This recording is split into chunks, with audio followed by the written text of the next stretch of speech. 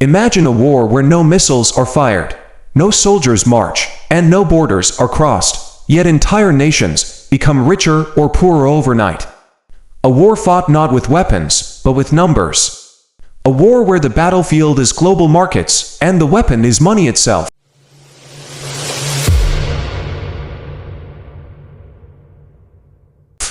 Welcome to YieldVerse, where today, we uncover one of the most powerful and least understood forces shaping our world. Currency wars, the silent strategy nations use to dominate global trade by weakening their own money.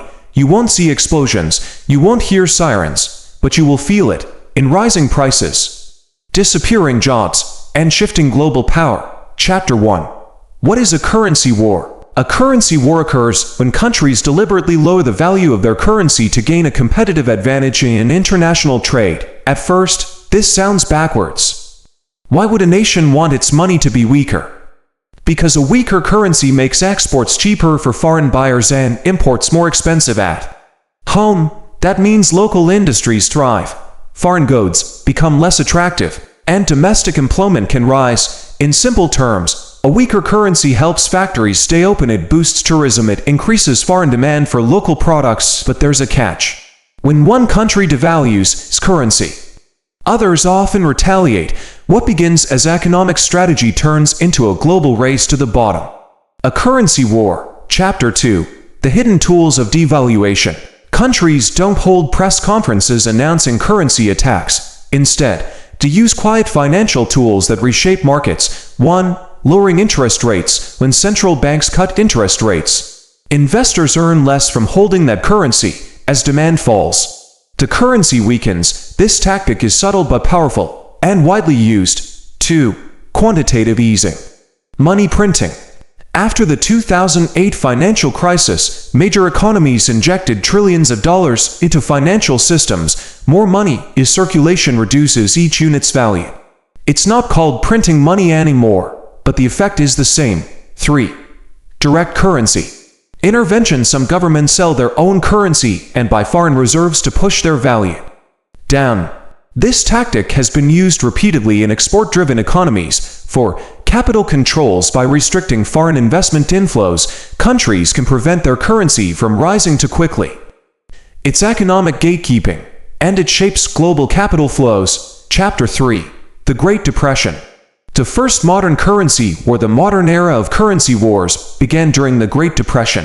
As economies collapsed in the 1930s, countries abandoned the gold standard, freeing them to devalue their currencies. Britain left gold in 1931.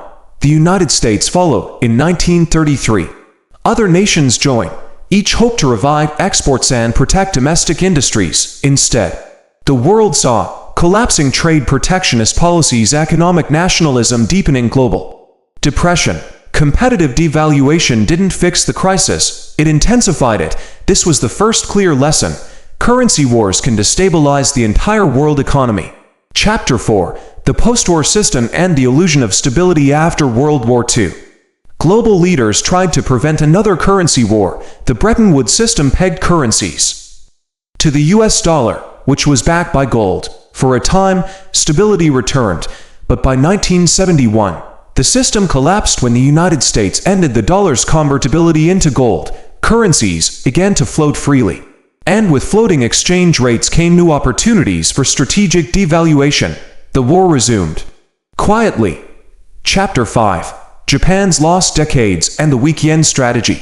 Japan offers one of the clearest examples of currency policy shaping global trade. After its asset bubble burst in the 1990s, Japan struggled with deflation and stagnation. To revive growth, the Bank of Japan kept interest rates near zero for decades. The result, a weaker yen. This made Japanese exports, cars, electronics, machinery, cheaper globally, helping companies like Toyota and Sony maintain dominance. But the policy had side effects. Household purchasing power weakened, imports became more expensive. Savings earned minimal returns. Currency strategy saved industries, but strained consumers. Chapter 6. China, the factory of the world. No discussion of currency wars is complete without China. For years, China has been accused of keeping its currency, the yuan, artificially low to support exports. by managing its exchange rate and accumulating massive foreign reserves. China ensured its goods remained cheaper on global markets. This strategy helped transform China into the world's manufacturing powerhouse. The results were staggering. Hundreds of millions lifted out of poverty, explosive industrial growth, massive trade surpluses. Critics argued this came at the expense of foreign industries and global balance. Currency policy became a geopolitical flashpoint. Chapter 7. The United States and the Dollar Dilemma. The United States faces a unique challenge. The US dollar is the world's reserve currency, used in global trade, oil pricing, and central bank reserves. A strong dollar signals stability and trust. But it also makes American exports more expensive. To balance this, policies, quantitative easing and low interest rates have indirectly weakened the dollar. During crises, this paradox defines U.S. currency strategy. A strong dollar equals global power, a weaker dollar equals domestic competitiveness. Managing both is a delicate balancing act. Chapter 8. Winners and losers in currency wars. Currency wars create uneven outcomes. Winners: exporters and manufacturers, multinational corporations, governments seeking short-term growth. Losers: consumers facing higher import prices, savers whose purchasing power declines, small economies destabilized by capital flows. The most vulnerable populations often pay the highest price. Currency wars redistribute wealth quietly. Chapter 9. Emerging markets. Collateral damage. When major economies manipulate currencies, emerging markets often suffer. Investors move capital rapidly in search of higher returns. When currencies shift, these flows can reverse overnight. Consequences include currency collapses, inflation spikes, debt crises, social unrest. From Latin America to Southeast Asia, history shows how global currency shifts can trigger local catastrophes. These nations are not combatants in the war, but they become its casualties. Chapter 10. When currency wars become trade wars. Currency manipulation often leads to retaliation, tariffs, sanctions, trade barriers. When countries believe rivals are gaining unfair advantages, economic tensions escalate. Recent decades have seen increasing accusations of currency manipulation in international diplomacy. The risk: currency wars can evolve into full-scale trade wars, slowing global growth and destabilizing alliances. History suggests economic conflict rarely stays contained. Chapter 11. The psychological battlefield. Currency wars are not only economic, they are psychological.